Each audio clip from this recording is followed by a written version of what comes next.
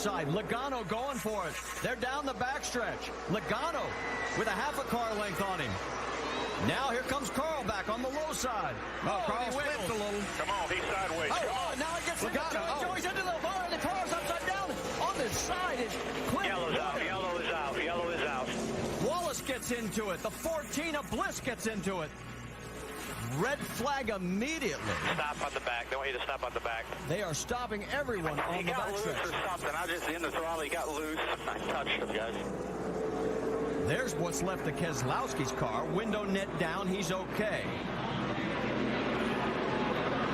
There's Joey with his net down. Clint Boyer is out. Boy, Boyer went up on his side. For a second, I thought he was going to go all the way over. And there is Stephen Wallace as he seems to be okay. They've taken the white flag, so that should be the end of it. Now, in this situation, in fact, we were just in race control last night for the truck race. They will freeze the field.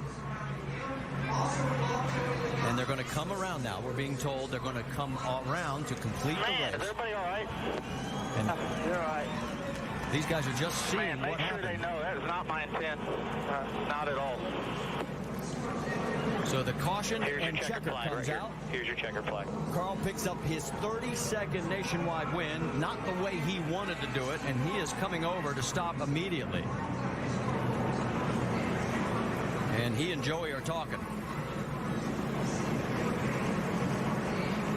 And obviously, we will try and talk to both of them. And this is not one of those heated situations like we had last week. Now, Joey's probably not happy, but, you know, that showed some respect from Carl coming over there just immediately saying he didn't mean to. And there's what's left of Kyle Busch's car as he also got into it. He looks like he's going to finish second because he continued on. Yeah, right now, that's what the way it shows. We'll see, Carl got loose right there. So did Joey. Joey's out. Yeah, Carl never touched him right there. No. He never did. Wow. He thinks he did, but he didn't. Yeah, no, he never touched him. So when they see the video, but look what happens behind. Eric Almirola does not escape this one this time in the 88. Yeah, so many good cars involved there. Yeah. Had a great run all day. Boy, oh boy. Watch this one more time. This is just two drivers just giving it everything they could, but you can see Joey was in the gas, slid up to where out of the groove, there's no grip there whatsoever. And Boyer got the worst of it. Yeah. Oh, yeah. Hey, Joey hit that wall hard, too. See, now from here, it looks like he almost does touch him right there. Yeah, and that's what Carl probably thought. You can't see from inside that car. Yellow's out, yellow is out, yellow. Here's Boyer's view. Hang on. Come on, come on. Wow, that was wicked. Let's go on board with Stephen Wallace. Stay low, stay high, stay high, stay high, stay high. By that point, he had no choice. He was all along for the ride.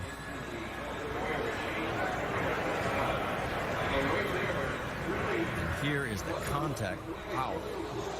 That looks more like an open wheel car situation where, you know, they just ride up on the wheel and get airborne. In that situation, I'd almost worry more about Joey Logano because that right front wheel of that 33 was almost in his window. Oof. Wicked crash. 33 is torn up there, all of that, and then he gets hit hard by the 66 right there at the end. Another angle.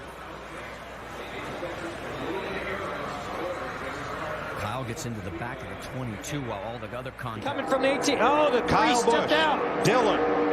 Kyle Busch and Dillon side trouble. Car hard in the wall. Two of them. Keselowski to the line. Caution has waved with Keselowski the leader, and crashing are Harvick, Allmendinger, Stenhouse, Truex, Labonte, and everybody else. Good job today, Brad. That was you, man. Managing that. I don't know how to explain this. I've never seen anything like this ever. Bumper cars. I've never 200 miles per hour. I don't know how to explain it. Similar to yesterday, caution flies in the last 1,000 feet of the race. The field is frozen at the moment of caution. But Brad Keselowski clearly was out ahead of the pack. Yeah, and will be the winner. Any way you cut it, the two was the leader. Upper left is the caution light. This is synced up with the video to establish the moment of caution into the tri-oval. Contact between Truex and Allmendinger, and then Cole Whitt turns Kevin Harvick up and into the wall, and Stenhouse and Allmendinger. Whitt. My side. That's James Buescher on the outside of Rick Crawford. Here's 2 and 3 wide just behind him, coming out of 4. Taylor Malson was completely sideways and spinning through the grass. And back out onto the racetrack in front of a few trucks. Skinner gets clobbered. Skinner gets hit hard down into turn 1. On his side is Mike Skinner, back on the wheels now. He got hit very hard. He was, I'm okay. He got turned around after Malson spun off 4. I just happened to be watching it. He was sliding backwards, went up in the middle of the racetrack, and got clobbered from behind. But we heard him say he's all right. Yeah, that was great news. Yeah. And that was Mike Skinner himself saying, I'm all right. Adam Alexander. He came on the radio, criticized another driver on the track, and you could hear the tone in his voice. He was okay, but the fierce competitor in him was coming out. And after a wild crash like that, you tip the cap to NASCAR for their safety and how well these trucks are made. And I tell you what, while it's tough on paper to see the point leader have a crazy crash like that, the good news is he's going to walk away. Amazing. Man. And race again in our next race at Dover. They're looking for a little bit disappointed, I'm sure, after coming off the Kansas race with a win, taking over the points lead. And now his night will end early as the red flag has come out here, as they will have to clean up this racetrack. We saw Taylor Malson get sideways just as they were going by our speed camera right on the entrance to the tri-oval. And Skinner was ahead of that. And someone must have hit him from behind, because when I looked up, he was backwards in the middle of the front straightaway, and the thing went straight back up in front of traffic. And it may have had nothing to do with Taylor Malson incident. Yeah. Well, it could have been that Skinner had slowed down. Let's take another look. The caution lights are going to come on, I believe, when Taylor Malson gets sideways. There's Skinner up ahead. See him on the inside of the 13 of Johnny Sauter. Oh, Sauter pinches him a little bit low. Pinches him into the grass. Now watch this. There's a white truck that clobbers him. Watch this. Right there. Very hard hit. Got completely underneath that 5. Hard hit. Is that TJ Bell in the 11 truck? I believe it is. Take another look. There, Skinner was in the grass. Now you see the caution light come on. See the roof flap goes up, and then TJ Bell. Ooh, wow. He had no idea. TJ Bell had no idea that 5 was coming up the racetrack. No, he couldn't. He couldn't. Even if he had it, there wasn't anywhere he could have went. Nothing he could have done. This is real time. The 5 truck on the inside. Skinner gets sideways. Just jumps around with him.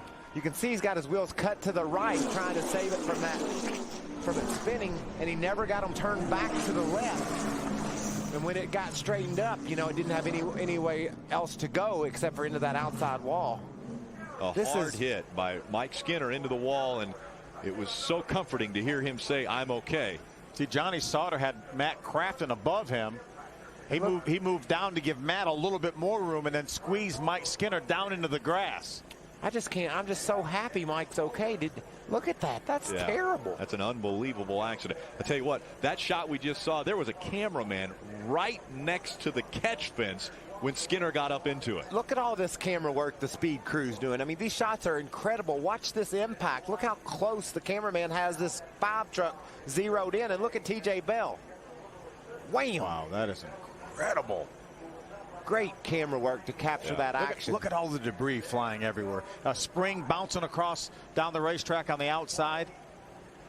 What an unbelievable ride Mike Skinner just had. Every now and then, as a race car driver, you're in a wreck, and you just it was unavoidable. And I don't think TJ Bell had a prayer. No. It happened so fast. I don't think he had a prayer of making any call. Look at TJ just ahead there in that white truck. Ironically, TJ made contact with Taylor Malson to start that incident. Easy. Can't help you a lot there. Go down. Go down. Come on back up. Come on up. Good job, buddy. Real good. That was And then watch this one. Robert Mitten into the tire barrier at the exit of turn 8. Michael, that is one of the fastest sections of the racetrack. Look at that debris flying in the air. Those tires like they were just toys tossed up in the air. But Mitten steps out of his truck, and he's perfectly fine. Even though he can't reach the ground at first. He's off 4 or 5 feet off the ground. Running in the 5th position. So Jeff Gordon right behind him. He cleared. Which line does he go to? Now Harvick's not quite clear. Harvick's on the outside of him. Now, boom, he didn't make a commitment. Oh, and around goes the car behind him. That's the 6, or excuse me, the 9. A very close call there for Sam Hornish Jr. in the 9. The caution comes out. Now we're getting closer to the possibility of a green-white checker. We've seen they this. got together. Yeah, we have. We've seen this time and time again. You see the splitter makes huge contact with the grass. The car starts to bounce. Luckily, it lands on all 4 and just continues to spin. But we've seen this. The 9 goes to make a move, looks for that inside line, wasn't clear of the 1, drives across his nose, ends up spinning through the grass. Tore the splitter completely off when it grabbed the grass initially. And then once again, hit hard and up into the air. A wild ride for Sam Hornish Jr. He's still driving it. Look at those hands. Still driving it. Cars down pit road just as a pass through there because the front stretch is blocked. Let's see what happened. A 31. There's David Reagan going by. Yeah, it's hard to tell right from that angle if he got a tap or if it was just the air loosening that car up from Stephen Wallace's 66 car getting right up behind him. Hard hit by Justin Allgaier. Look at Rudeman. He got by the initial contact and it has to dodge Allgaier on the inside. Let's see if we can see here if there's any contact. We'd seen Jeff Green get loose earlier in the night. No contact yet. He gets loose right there. Yeah, he was getting loose. He got loose before Stephen Wallace got into the back bumper. Watch the right side of that Chevy come up and the roof flaps open up and the car settles back down. Rudeman was right behind this mess. Now watch this car get up on one side coming right at you. This ought to be a good camera shot. Wow. Whoa. Not good when we can see the tailpipes from one of our cameras. Wow. The 99 behind David Reagan just on the outside of this too. David Rudeman gets into the wall a little bit there. And Rudeman has to dodge a 12. Watch 12 come back over in front of Rudeman. That's the hardest lick of that wreck right there was Justin Allgaier. Yeah. He hit that wall hard right there on the inside. Did. Good to see him get out of the car. Watch this now from Spin in front of you. Go low, go low, go low, go low, go low, go low. Stay in it. Go low, go low, go low. Come on, come on. Spread him. There you go. Right, go high, go high, go high, go high, go high.